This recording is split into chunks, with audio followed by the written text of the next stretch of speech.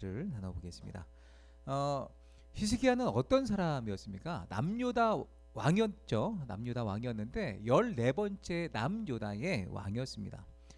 성경에 보면 히스기야 왕에 대한 평가를요 아주 긍정적으로 평가를 하고 있습니다. 히스기야가 다윗의 모든 행위와 같았다라고 평가를 합니다. 성경에 보면 열왕기 말씀에 보면, 역대기 말씀에 보면 이스라엘 쭉 남유다의 왕들의 어떤 그 순서가 나오잖아요. 그럼 역대 왕들을 보면 기준점이 누구였냐면 다윗이었어요. 다윗과 같이 행하였더라라는 어떤 칭찬은요 굉장한 칭찬입니다. 히스기야가 다윗의 모든 행위와 같았다 평가를 하고 있습니다.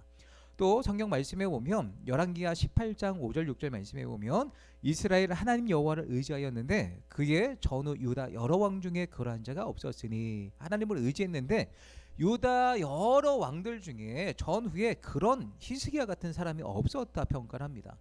곧 그가 여호와께 연합하여 그에게서 떠나지 아니하고 여호와께서 모세에게 명령하신 계명을 지켰더라 평가를 합니다.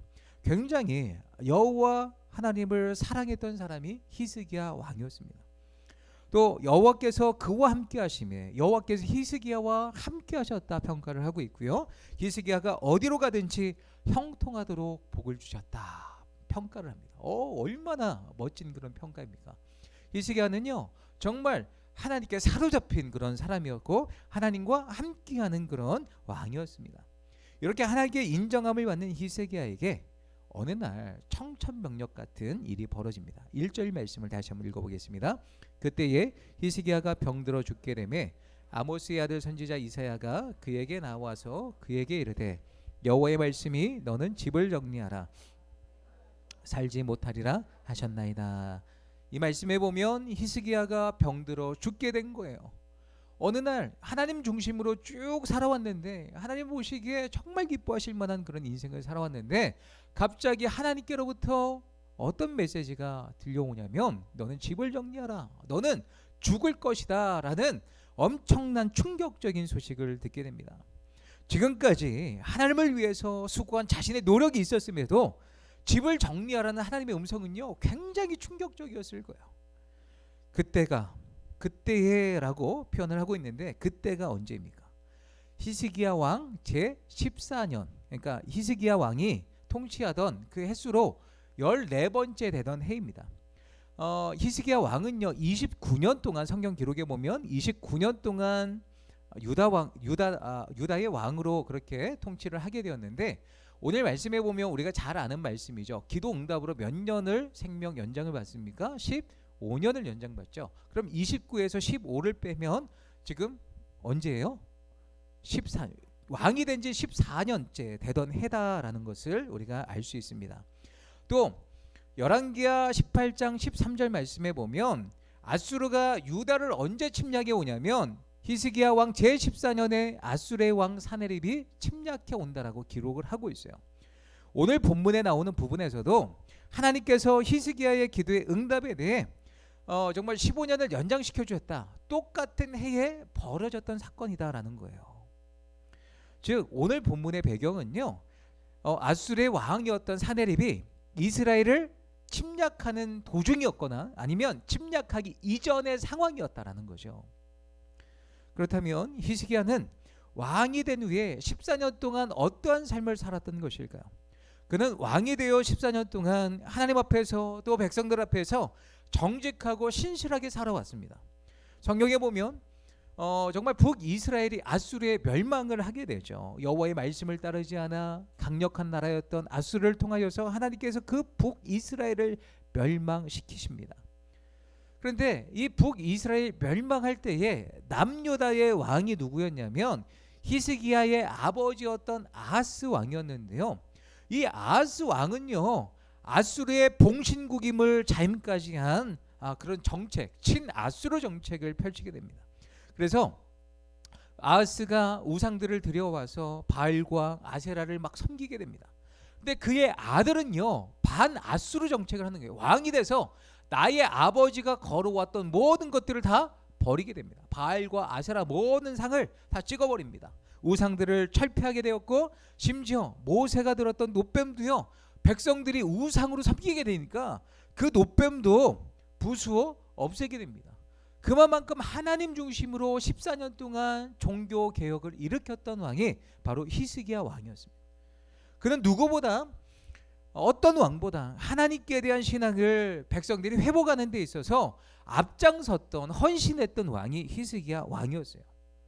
그는 모든 어려움을 이겨내고 이제 겨우 나라가 안정되고 맘 편히 살 수 있는 바로 그때 죽을 병에 걸렸다는, 정말 하나님께서 뭔가 큰 일을 이루시는 그 모든 때를 앞두고 죽을 병에 걸렸다는, 자리를 정리하라는 그런 이야기를 듣게 됩니다. 그리고 아수르가 이제 그 백성들을 공격해 오는 긴박한 그런 상황 가운데 자기 이 왕 최종 그 리더가 이제 죽을 병에 걸렸다는 그런 충격적인 소식을 듣게 됩니다. 이 히스기야 입장에서요, 생각해 보면 하나님, 제가요 지금까지 하나님 앞에 얼마나 신실하게 살아왔는지 하나님 아시잖아요. 하나님을 위해서 우상들을 다 제가 찍어버리고 노뱀까지도 이 백성이 우상으로 섬기니까 하나님만을 섬기기 위해서 그 노뱀도 제가 부숴 버리지 않았습니까? 제가 하나님을 위해서 헌신하고 충성하고 섬겨왔던 건 누구보다 하나님이 잘 아시지 않습니까? 제가 이렇게 이대로 죽는 게 말이 됩니까? 하나님, 또 아수르가 지금 이 백성을 위협하고 있습니다. 제가 죽어버리면 이 백성은 어떻게 되는 것입니까? 히스기야 입장에서는요, 이 죽게 된다는 소식은요 굉장히 큰 충격을 주었다는 거죠. 더구나 히스기야의 나이는요 이제 겨우 37살입니다. 자신이 죽는다는 이야기를 받아들이는 것이 너무도 젊디 젊은 히스기야에게는 감당하기 어려웠던 거예요. 그래서 그는 하나님께서 집을 정리하라고 함에도 불구하고 어떻게 반응합니까? 원망하지 않아요. 불평하지 않아요. 하나님 앞에 매달립니다. 기도합니다. 사실 하나님이 집을 정리해라, 나의 뜻은 이렇다, 너는 죽게 될 거야, 하나님의 뜻이 주어지잖아요. 신앙이 있다면 신앙의 사람들은 하나님의 말씀을 있는 그대로 액면 그대로 받아들이는 거 아닙니까? 야, 너 죽게 될 거야. 예, 하나님. 당연하죠. 하나님의 말씀인데 제가 죽어야죠. 이렇게 받아들이는 게 신앙이 있다면 그게 맞는 거 아닙니까? 그렇잖아요. 그런데 이 히스기야는요, 하나님의 말씀 앞에 그가 취한 행동은 무엇이에요? 기도였습니다. 기도. 2절 말씀 함께 있습니다. 히스기야가 낫을 벼스로 향하고, 하나님의 뜻이 주어졌음에도 히스기야는 하나님의 뜻을 거두어 달라고 기도를 하고 있는 거예요. 오늘 이 히스기야의 기도를 통해서 우리가 두 가지 생각을 해보고자 하는데요. 첫 번째는 하나님은 우리가 기도하기를 원하신다는 거예요. 우리 하나님은 우리가 기도하는 백성이 되기를 원하십니다. 너무너무 원하세요. 하나님의 백성들이 하나님 앞에 기도하기를 원하신다는 거예요. 놀라운 것은 히스기야가 낯을 벽으로 향하고 여호와께 기도했을 때에 하나님은 이 말씀을 거두시고 히스기야의 생명을 15년이나 연장해 주셨습니다. 우리가 이것을 오해해서는 안 되는데요, 우리가 기도하면 하나님은 뜻을 돌이키신다, 그러니 하나님께 우리가 원하는 바를 하나님이 이건 안 주시면 안 됩니다, 바짓가랑이에 붙잡고 끈질기게 하나님 내가 원하는 대로 하나님 들어주지 않으면 안 됩니다, 그렇게 때를 쓰라는 말이 아니라는 거예요. 우리의 생각에 하나님, 내 생각을 하나님께서 맞춰주셔야 됩니다 라는 그런 요구를 하는 말이 아닙니다. 우리가 기도할 때 하나님이 뜻을 돌이키신다는 말을 이해하기 위해서 성경의 또 다른 부분을 제가 예를 들자면 출애굽기 32장 말씀을 통해 우리가 또 잘 알 수 있습니다. 모세가 시내산에 올라가요. 하나님께서 10계명을 주시잖아요. 그 40일 동안 10계명을 주시잖아요.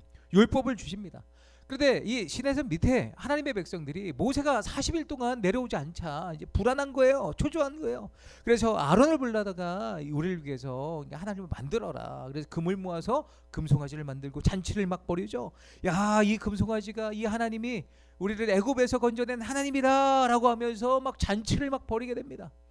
하나님은 시내산 위에 있는 모세에게 말씀하셨죠. 야야, 모세 안 되겠다. 내가 이 백성들을, 이스라엘 백성들 진멸하겠다, 없애버리겠다. 이 백성은 목이 뻣뻣한 백성이다. 내가 그들에게 진노하여서 그들 진멸하고 너를 통해서 큰 나라를 이룰 거야라고 모세에게 말씀해 주셨어요. 야, 안 되겠다. 지금 금송아지를 만들고 그게 하나님이라고 우상을 섬겨? 안 되겠다. 더 이상 못 참겠다 모세야. 내가 없애버리겠다.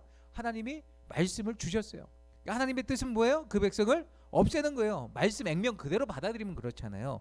그때 예 모세가 하나님 앞에 백성들의 죄를 회개하면서 울면서 금식하면서 기도를 하죠. 하나님 앞에 기도했을 때에 하나님께서 뭐라고 말씀하시냐면 출애굽기 32장 14절 말씀해 보면 여호와께서 뜻을 돌이키사 말씀하신 화를 그 백성에게 내리지 아니하시니라. 뜻을 돌이키셨다고 말씀하고 있습니다. 좀 이상한 거 아니에요? 하나님이 이랬다 저랬다 하시는 하나님, 우유부단하신 하나님 그런 분입니까? 우리를 너무 헷갈리게 해요. 말씀하셨다가 야야 아니야 취소. 하나님이 그래 보이잖아요. 말씀하신 걸 그대로 이루셔야 공의의 하나님 아니십니까? 정의의 하나님 아니십니까? 그러면 우리가 하나님께 뜻을 돌이키달라고 기도를 하면 하나님이 언제라도 뜻을 돌이키셔서 우리의 기도에 응답해 주시는 그런 하나님이십니까? 그래서 우리의 뜻을 하나님께 관철시키기 위해 우리가 기도해야 하는 것인가요? 아니라는 거죠. 그렇다면 하나님이 뜻을 돌이키셨다는 말은 무슨 말일까요? 제가 어렸을 적에 아주 심각한 그런 죄를 졌어요. 친구랑 놀다가 이렇게 6살 땐가 7살 땐가 이게 동네에 중마고가 있는데 이렇게 어른들이 버린 나이트 하나를 이렇게 줍게 된 거예요. 겨울쯤이었나 그래서 옆에 이렇게 산이 있는데 이게 불장난을 하다가 나뭇가지 이렇게 놓고 이렇게 불장난 하다가 불 잘 안 붙잖아요. 애들이 뭘 하겠어요. 그래서 이렇게 갈대 같은 그 산 위에 갈대 같은 게 엄청나길래 야 저기다 불 붙이면 잘 붙을 것 같다고 이제 붙였는데 저는 안 붙였어요. 친구가 붙였어요. 네.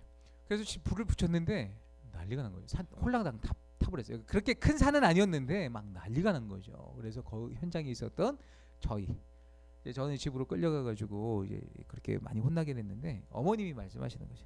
너 나가. 내 아들 아니야 이제부터 집을 나가. 너 같은 아들 둔 적이 없어. 막 그러면서 막 소리를 지르시는 거예요. 너무 화가 나시니까 동네 창피한 거잖아요. 누군가에게 피해를 준 거잖아요. 너무너무 화가 나서 그렇게 말씀하시는 거예요. 저도 제 잘못을 알았어요. 너무 어렸지만 제가 어머님한테 무슨 말대꾸를 어떤 변명을 할 수 있는 처지가 아니라는 것을 알고 있었어요. 그런데 그 자리에 너 나가 하는 그 소리를 듣고 예 어머니 제가 진짜 잘못했네요. 아들 될 자격이 없습니다. 맞죠? 이제 나가겠습니다. 그동안 길러주셔서 감사합니다. 안녕히 계세요 아주머니. 그러고 이제 나와버리면 아들이 아니라니까. 그 나와버리면 이게 어머니의 뜻에 맞는 행동이에요? 아니라는 거죠. 아니에요. 어머님이 그렇게 말씀하신 의도와 숨겨진 뜻이 뭐예요? 잘못했다고 싹싹 비는 거예요. 다시는 이런 일을 하지 않겠다라고 정말 회개하면서 이게 지금 한 행동이 얼마나 엄중한 그런 잘못을 저질렀는지 깨달아 알라는 거죠. 하나님도 마찬가지였다는 거예요. 하나님도 마찬가지였습니다. 하나님이 히스기야에게 너 죽게 될 거야 자리를 정리해라고 말씀하신 것은 그가 정말 죽기를 바라셨던 하나님의 말씀이 아니에요. 하나님이 심판하셨으면 그냥 심판하셨겠죠. 치셨겠죠. 히스기야에게 요구하신 숨겨진 의도와 뜻이 있었습니다. 무엇이었습니까? 히스기야의 기도와 히스기야의 눈물을 원하셨던 거예요. 오늘 4절 5절 말씀을 함께 읽습니다. 이사야가 성읍 가운데까지도 이르기 전에 그에게 임하여 이르시되 너는 돌아가서 내 백성의 주권자 히스기야에게 이르기를 왕의 조상 다윗의 하나님 여호와의 말씀이 내가 내 기도를 들었고 내 눈물을 보았노라. 내가 너를 낫게 하리니 내가 3일 만에 여호와의 성전에 올라가겠고. 아멘. 이 말씀에 보면 이사야 선지자가 당신 자리를 정리하세요. 하나님은 당신을 죽게 하실 것입니다. 선포하고 돌아가요. 예루살렘 성읍 한가운데 도착하기도 전에 하나님이 이사야 선지자에게 음성을 주세요. 야 다시 돌아가. 왜요? 히스기야가 낯을 벽으로 향하여서 하나님 앞에 기도를 했어요. 회개를 했어요. 눈물을 흘리면서 가슴을 찢으면서 하나님 앞에 기도했어요. 그래서 하나님은 그 기도에 응답하셔서 이사야 선지자에 돌아가라. 내가 너에게 다시 히스기야에게 전할 말을 주겠다 라고 하면서 뭐라고 이야기를 해요? 5절 중반절 말씀해 보면 내가 내 기도를 들었고 내 눈물을 보았노라. 본문에서 히스기야의 기도가 즉각적으로 응답된 것을 보면 이사 몇 날 며칠 지난 것도 아니에요. 선포하고 돌아가던 도중에 다시 돌아와서 즉각적인 응답을 받은 거잖아요. 하나님은 이미 용서하기로 결단하셨다는 거예요. 히스기야가 기도를 하면 언제든지 그 기도에 응답하실 그런 숨겨진 의도가 있으셨다는 거죠. 그리고 기도를 들었고 눈물을 보았노라. 무슨 이야기입니까? 기도를 히스기야가 기도하기를 눈물을 흘리면서 하나님 앞에 기도하기를 하나님은 원하고 계셨다라는 거예요. 단순히 죽음의 선포라기보다 히스기야에게 기도를 원하셨고 그 기도에 응답하기를 원하셨던 겁니다. 하나님께서는 기도라는 채널을 통해서 그의 병을 치료함으로 하나님의 능력을 보여주기 원하셨습니다. 앞에 나오는 열왕기하 18장 19장 말씀에도요, 아수르 침공 때도 마찬가지였습니다. 아수르가 이스라엘을 공격해 올 때 히스기야는 처음에 하나님께 기도하기보다는 인간적인 수단과 방법을 동원해서 그 문제를 해결해 보려고 했죠. 성전문의 기둥에 입힌 금까지 벗겨서 아수르의 조공을 바쳤지만 심한 모욕을 받게 됩니다. 그러나 그 문제를 가지고 여호와의 전에 들어가서 기도할 때에 사람들이 전혀 예상치 못한 기적적인 방법으로 이스라엘에게 승리를 주셨습니다. 하나님께서는 우리에게 있어야 될 모든 것들을 다 아십니다. 하나님의 일반적인 법칙이 무엇일까요? 우리에게 필요하고 있어야 될 것들을 그냥 주시는 것이 아니라 기도를 통해 주신다는 거예요. 우리 하나님은 기도를 통해서 은혜를 주시고 기도를 통해 문제를 해결하여 주시고 기도를 통해 병을 낫게 해주심을 믿으시기 바랍니다. 예수님께서도 거듭 말씀하셨습니다. 구하라 주실 것이요, 찾으라 찾을 것이요, 문을 두드리라 열릴 것이다. 그러면 열릴 것이다 말씀해 주셨습니다. 히스기야는 하나님께서 자신에게 기도를 요청하심을 알고 하나님 앞에 기도했습니다. 그때 하나님의 응답함을 얻게 된 것이죠. 6절 말씀 함께 있습니다. 내가 내 날에 15년을 더할 것이며 내가 너와 이 성을 아수르 왕의 손에서 구원하고 내가 나를 위하고 또 내 종 다윗을 위함으로 이 성을 보호하리라 하셨더라. 아멘. 응답을 주시오. 기도했더니 내 기도를 들었고 내 눈물을 보았노라. 그러면서 그 기도에 응답하여 주신 하나님의 음성이 무엇입니까? 너의 생명을 죽지 않고 15년 동안 연장시켜 줄 거야. 그리고 두 번째는 뭐예요? 아수르의 침공에 하나님께서 기적적인 방법으로 너희를 지키고 보호할 거야 라고 하나님께서 선언해 주십니다. 히스기야는 자신의 기도를 통해 자신의 구원과 예루살렘의 구원, 이중적인 복음을 듣게 된 것입니다. 사랑하는 성도 여러분, 하나님은 우리에게 기도를 요청하십니다. 또한 하나님은 우리의 기도에 응답하십니다. 그러므로 우리는 하나님께 기도해야 합니다. 우리의 눈물과 기도로 주님 앞에 나아갈 때에 하나님께서 반드시 응답해 주시는 줄 믿습니다. 가정과 자녀와 나라, 민족, 세계, 열방, 우리의 건강, 교회, 영적인 문제를 놓고 이게 하나님의 뜻인가 보다, 나는 안 되는 인생인가 보다 라고 자포자기하는 것이 아니라 하나님께서 나의 기도하라는 사인을 주신 거구나, 내가 부르짖길 원하시는구나, 나의 눈물을 원하시는구나, 우리가 꼭 기억하시고 주님 앞에 기도하며 나아가실 바랍니다. 그때 하나님의 음성을 들으시길 부탁드립니다. 내 기도를 들었고 내 눈물을 보았노라. 이 히스기야가 들었던 음성이 우리의 음성이 되시기를 예수님의 이름으로 축원합니다. 두 번째로 오늘 히스기야의 기도를 통해 알 수 있는 부분이 있다면, 기도를 통해 하나님의 숨겨진 뜻을 발견하고 기도를 통해 우리의 믿음이 더욱 강해진다라는 거예요. 기도를 통해 히스기야가 응답을 받잖아요. 그 응답을 받음으로 말미암아 그의 믿음 또한 더욱더 강해지게 되었다라는 거예요. 7절 말씀 함께 있습니다. 이사야가 이르되 무화과 반죽을 가져오라 하매 무리가 가져다가 그 상처에 놓으니 나으니라. 말씀해 보면 히스기야에게 상처가 있었습니다. 어쩌면 그 상처 때문에 죽게 되어졌는지도 모릅니다. 그런데 이사야 선지자가 무화과 반죽을 그 상처 위에 놓았더니 나았더라 말씀하고 있습니다. 히스기야는 질병에 걸려 있는 상태였어요. 그렇다면 히스기야의 질병에는 어떤 의미가 있을까요? 그가 병들었다가 낫고 난 뒤에 시를 쓰게 됩니다.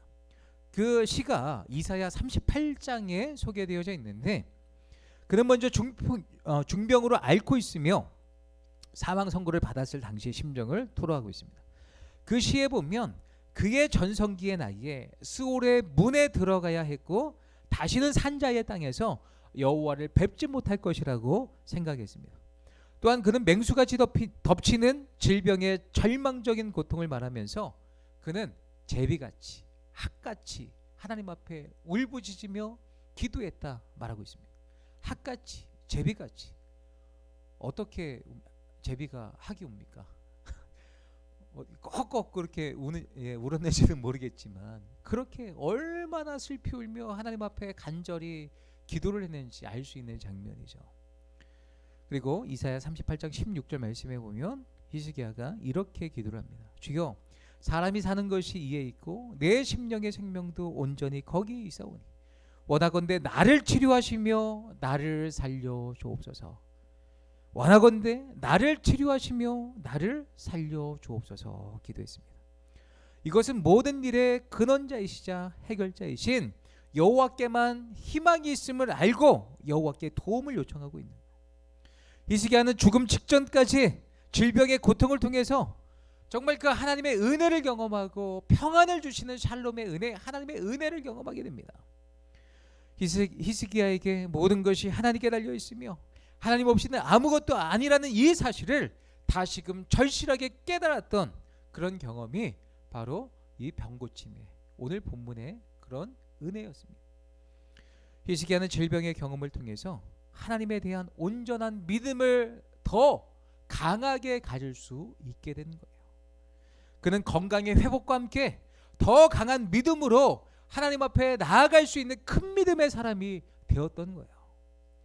모든 것이 그를 온전하게 하고 조금도 부정함이 없게 하려는 하나님의 그 뜻, 그 목적, 그 구원하심을 맛본 상태의 그 고백이 아닐까요? 사도 바울은 로마서 8장 28절에서 우리가 알거니와 하나님을 사랑하는 자 곧 그의 뜻대로 부르심을 입은 자들에게는 모든 것이 합력하여 선을 이루느니라 라고 말하고 있습니다. 하나님을 사랑하는 자 곧 그의 뜻대로 부르심을 입은 자들에게 모든 것이 합력하여 선을 이룬다. 어떤 일이 찾아와도 하나님께서는 그 일을 통하여서 선을 이루어 가신다는 거예요. 우리에게 질병이 찾아와도, 안 좋은 일이, 역경이, 두려움이 찾아와도 그 모든 일을 통해 합력하여 선을 이루시는 하나님을 발견하게 된다는 약속의 말씀입니다. 조용기 목사님의 이야기입니다. 조 목사님께서 17살 때 폐병에 걸려 쓰러지게 됩니다. 의사를 찾아갔는데 약이 없다는 거예요. 너는 폐가 썩도록 어떻게 몰랐느냐, 지금까지 몰랐느냐, 모르고 지냈느냐 막 혼나는 거예요. 유일하게 너가 살 수 있는 희망이 있다면 절대 평안을 갖는 거야. 움직이지 마, 들어 누워만 있어야 돼 라고 하면서 그렇게 처방을 하게 됩니다. 그래서 추운 겨울날 방 한쪽 구석에 들어 누워 있을 수밖에 없었다는 거예요. 누워서 다른 일을 뭐 할 수 있었겠습니까? 그냥 방에 누워 있는 거예요. 들어 누워 있는 거예요. 그냥 그렇게 누워 있는데 목사님의 누님이 이제 고등학교를 졸업하고 시집갈 준비를 하고 있는데, 옛날에 저는 잘 모르겠어요. 저는 모르겠는데 베개 모음에 술을 이렇게 시집갈 준비를 그렇게 하셨나 보죠. 베개 모음에 술을 놓으면서 미리 시집갈 준비를 하셨나 보죠. 그래서 술을 놓으시는 것을 보고 있었다는 거예요. 누님이 술을 놓는 것을 누워서 가만히 이제 바느질을 하는 것을 보게 됩니다. 하루 종일 몇 날 며칠 보고만 있었다는 거예요. 그런데 이 조 목사님은요, 수틀에 있는 뒷면만 보았을 거 아니에요. 수 이렇게 놓는 것 뒷면은 지저분하잖아요. 실타래가 막 여기저기 막 엉켜 있잖아요. 그러면서 이렇게 생각했다는 거예요. 파란 실, 노란 실, 빨간 실이 얼기설기 얽혀서 저 지멋대로 왔다 갔다 하는데, 야, 우리 누님 저렇게 해가지고 시집갈 때 저거 가지고 하면 무슨 환영이나 받을 수 있을까, 뒷면만 바라보고 그렇게 생각을 했다는 거예요. 근데 며칠이 지나고 난 다음에 이 누님께서 자 하나 떴다 그러면서 앞면을 보여주는데, 이게 웬일입니까? 나비가 날고 꽃이 피고 물이 흐르고 너무나 멋진 그런 작품이 나왔다는 거예요. 이제 조 목사님은 어렸을 적에 뒷면만 바라보고 아이 무슨 저렇게 작품이 되겠어, 이쁘겠어 이렇게 생각한 거죠. 근데 작가의 입장에서 볼 때는 너무나 멋진 그림이 완성되어지고 있었던 거예요. 히스기야가 그랬다는 거예요. 인간의 눈으로 볼 때 하나님 앞에 의로운 삶을 살았어도 질병에 걸려 사망 선고 받게 되는 나쁜 인생처럼 아우 내 인생은 왜 이렇게 엉켜 있는 거야? 왜 이렇게 못나 보이는 거야? 왜 이렇게 좀 뭔가 아름답지 못한 그런 작품처럼 이제 여겨질 수 있었다라는 거죠. 그런데 하나님의 입장에서 바라볼 때 그는 아주 멋진 인생이 만들어지고 있었다는 거예요. 그러면 어떻게 하나님이 나의 인생을 갖고 가심을 우리가 볼 수 있을까요? 믿음을 가지고 하나님 앞에 기도하며 나아갈 때 내 시각으로 바라볼 땐 얽히고 설키고 작품도 아닌 것 같아요. 근데 기도를 할 때 하나님의 관점에서 하나님의 작품을 아름다운 그림을 우리 가운데 보여주신다는 거예요. 지금 우리 인생이 수텔의 뒷면처럼 엉키고 제멋대로 망가져 보이는 삶이라 할지라도 기도를 통해 하나님이 우리의 인생을 멋지게 만들어감을 믿으시기 바랍니다.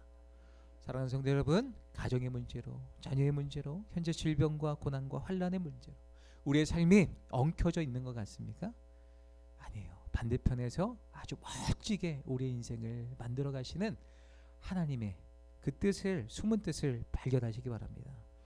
말씀을 맺겠습니다. 하나님은 우리가 기도하길 원하세요. 하나님께 부르짖어 기도하고 눈물로 기도하는 것을 원하십니다. 어쩌면 이미 응답을 주시려고 기다리고 계신지도 모릅니다. 다만 우리가 기도하지 않아서 아직 안 주시고 계신지 모릅니다. 하나님의 신실하심을 믿고 끝까지 기도하시길 바랍니다. 그러면 반드시 응답해 주실 것입니다. 또한 기도를 통해 하나님의 숨겨진 뜻을 찾고 우리 인생을 멋지게 만들어 가시는 하나님을 경험하시는 저와 모든 성도님들 되시기를 예수님의 이름으로 축원합니다.